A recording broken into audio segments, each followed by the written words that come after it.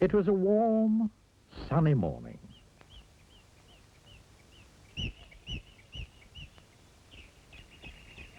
In his small house at the other side of the wood, Mr. Tickle was asleep.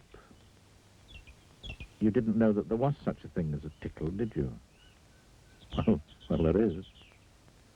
Tickles are small and round, and they have arms that stretch and stretch and stretch. Extraordinarily long arms. Mr. Tickle was fast asleep. He was having a dream. It must have been a very funny dream, because it made him laugh out loud. And that woke him up. He sat up in bed, stretched his extraordinarily long arms, and yawned an enormous yawn. Mr. Tickle felt hungry, so do you know what he did? He reached out one of his extraordinarily long arms, opened the bedroom door, reached down the stairs, opened the kitchen door, reached into the kitchen cupboard, opened the biscuit tin, took out a biscuit, brought it back upstairs, and back to Mr. Tickle. As you can see, it's very useful indeed, having arms as long as Mr. Tickle's. Mr. Tickle munched his biscuit. He looked out of the window. Today looks very much like a tickling day, he thought to himself. So, later that morning, after Mr. Tickle had made his bed and cooked his breakfast, he set off through the wood.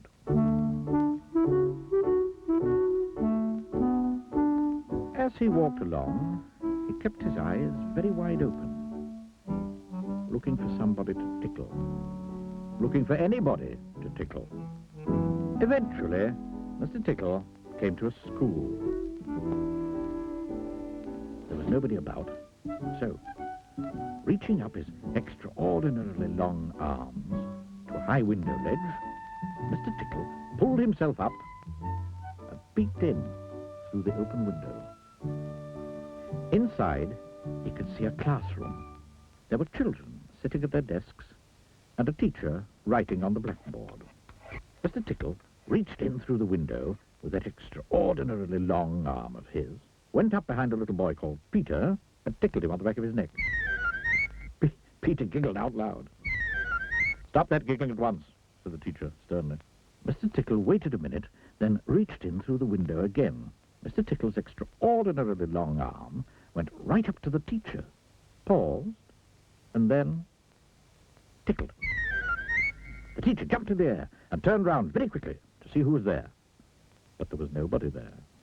Mr. Tickle grinned, a mischievous grin. He waited another minute and then tickled the teacher again. This time he kept on tickling, until soon the teacher was laughing out loud and saying, "Oh, stop it! Stop it, over! Stop it over and over and over again."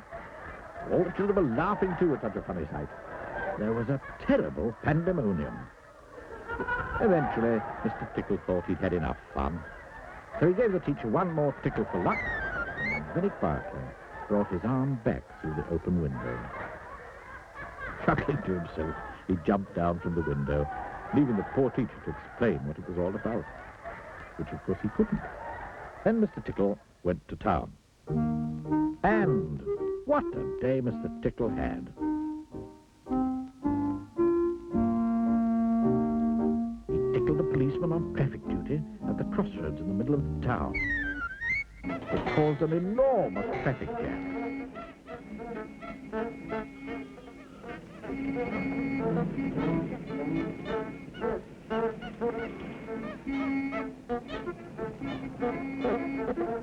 He tickled the greengrocer just as he was piling apples neatly in his shop window. The greengrocer fell over backwards, and the apples rolled all over the shop. There were apples everywhere. At the railway station, the guard was about to wave his flag for the train to leave. As he lifted his arm in the air, Mr. Tickle tickled him.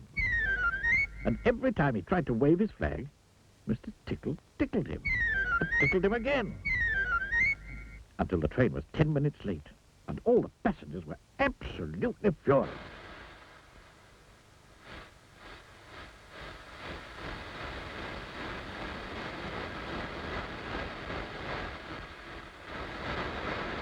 That day, Mr. Tickle tickled everybody. He tickled the doctor. He tickled the butcher.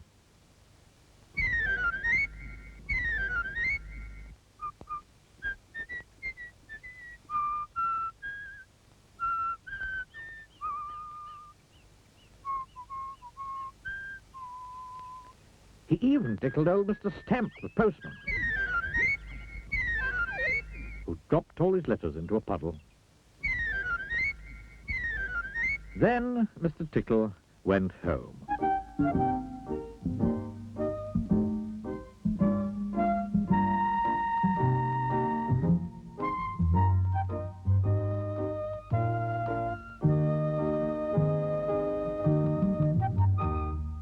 Sitting in his armchair in his small house at the other side of the wood, he laughed and laughed and laughed every time he thought about all the people he'd tickled. Oh, dear. Oh,